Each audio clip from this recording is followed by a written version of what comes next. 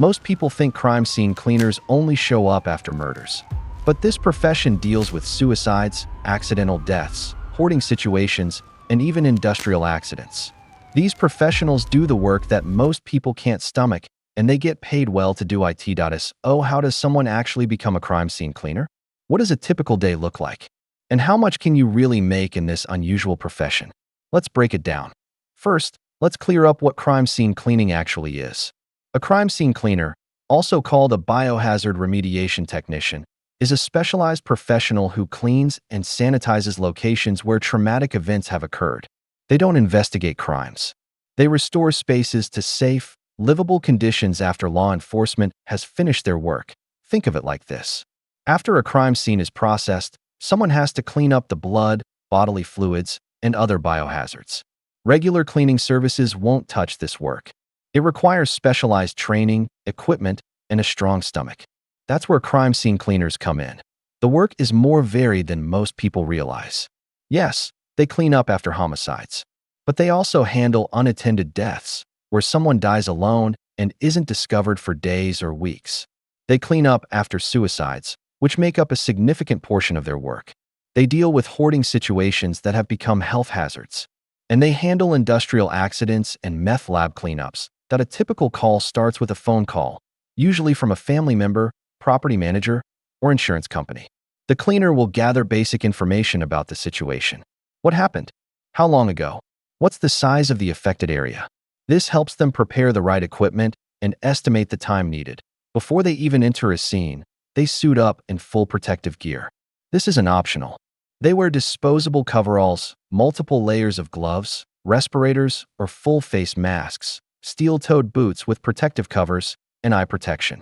They're protecting themselves from bloodborne pathogens, bacteria, viruses, and potentially dangerous chemicals. Once inside, they assess the extent of the contamination. Blood and bodily fluids can seep into floors, walls, carpets, and furniture. They need to determine what can be cleaned and what must be removed entirely. Sometimes entire sections of flooring need to be torn out. Furniture often has to be disposed of. Porous materials like mattresses or carpets are almost always unsalvageable. The actual cleaning process is methodical and thorough. They start by removing any contaminated materials.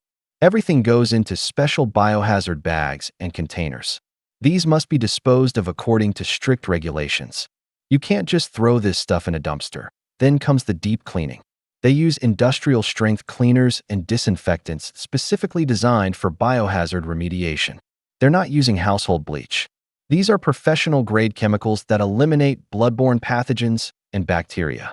Every surface that was exposed gets treated multiple times. But here's what most people don't understand. The goal isn't just to make it look clean. It has to be medically safe. Crime scene cleaners use ADP testing to verify that all biological matter has been removed. They check for lingering odors which can indicate remaining contamination. They document everything for insurance and legal purposes. The emotional aspect of the job is significant. These cleaners often work directly with grieving families.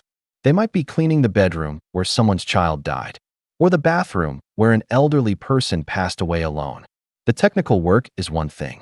The compassion and sensitivity required is another. What does it take to become a crime scene cleaner? Surprisingly, there's no specific degree required. Most states don't require special licensing, though some do.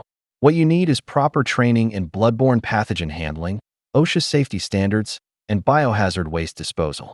Many cleaners get certified through organizations like the American Biorecovery Association. You also need the right temperament. This job isn't for everyone. You'll see and smell things that most people never experience. You need a strong stomach, emotional resilience, and the ability to compartmentalize. You're walking into people's worst days, and you need to remain professional and focused. The equipment investment is substantial if you're starting your own business. A basic setup includes personal protective equipment, industrial cleaners and disinfectants, specialized tools like ozone machines and foggers, biohazard waste containers, and a vehicle large enough to transport everything. You're looking at $10,000 to $20,000 minimum to get started properly. Now let's talk about what this career actually pays. Entry-level crime scene cleaners typically earn around $15 to $20 per hour, but experienced technicians can make $25 to $40 per hour. If you own your own crime scene cleaning business, you can charge $50 to $100 per hour, depending on your location and the nature of the work. A single job can range from a few $100s for a small cleanup to tens of thousands for extensive remediation work. An unattended death that's been undiscovered for weeks? That could be a $15,000 job. A hoarder house requiring complete biohazard remediation could be $30,000 or more. The job outlook is unfortunately steady. Traumatic events happen every day. Suicides, accidents, and crime aren't going away. The demand for professional crime scene cleaners continues to grow as more people become aware that this specialized service exists. But there are real challenges beyond the obvious ones. The work is unpredictable. You might get called at 2 in the morning. You might work for 3 hours or 15 hours depending on the scene. The schedule is irregular and often stressful. You're also running a small business if you're independent, which means marketing, invoicing, and all the administrative work that comes with it. There's also the health consideration. Despite all the protective equipment, you're regularly exposed to potentially dangerous situations. Improper cleanup could expose you to hepatitis, HIV, or other bloodborne pathogens. You need to be meticulous about safety protocols every single time. The work environment varies dramatically. Sometimes you're in a nice suburban home. Sometimes you're in an abandoned building or a filthy apartment. You might be working in extreme heat or cold. The conditions are rarely comfortable and often actively unpleasant. One aspect that surprises many people is the investigative element. While crime scene cleaners aren't investigators, they need to understand what happened to clean properly. They work closely with law enforcement and medical examiners. They need to know if they're dealing with a biohazard scene, a chemical contamination, or both. The business side can actually be quite lucrative. Many crime scene cleaners expand into related services. They might offer mold remediation, water damage restoration, or hoarding cleanup. These related services can provide steadier income than waiting for trauma scene calls. Insurance plays a huge role in this industry. Most jobs are covered by homeowners insurance or property insurance. Crime scene cleaners need to know how to work with insurance companies, document everything properly, and provide detailed invoices. The paperwork is almost as important as the cleaning itself. Yet there's also an unexpected benefit to this career. Many crime scene cleaners report a sense of purpose. They're helping families during their worst moments. They're restoring spaces so that healing can begin. They're doing work that absolutely needs to be done, but that most people could never handle. So, is crime scene cleaning right for you? If you can handle graphic scenes, have strong emotional boundaries, and want a career that's always in demand, it could be a fit. It's not glamorous.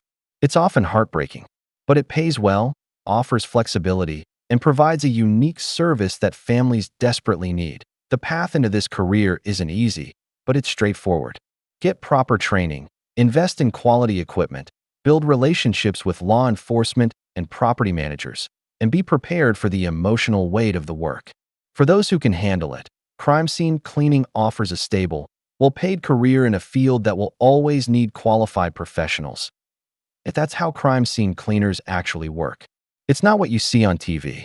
It's harder, more emotional, and more important than most people realize. These professionals step into tragedy and restore order, one scene at a time.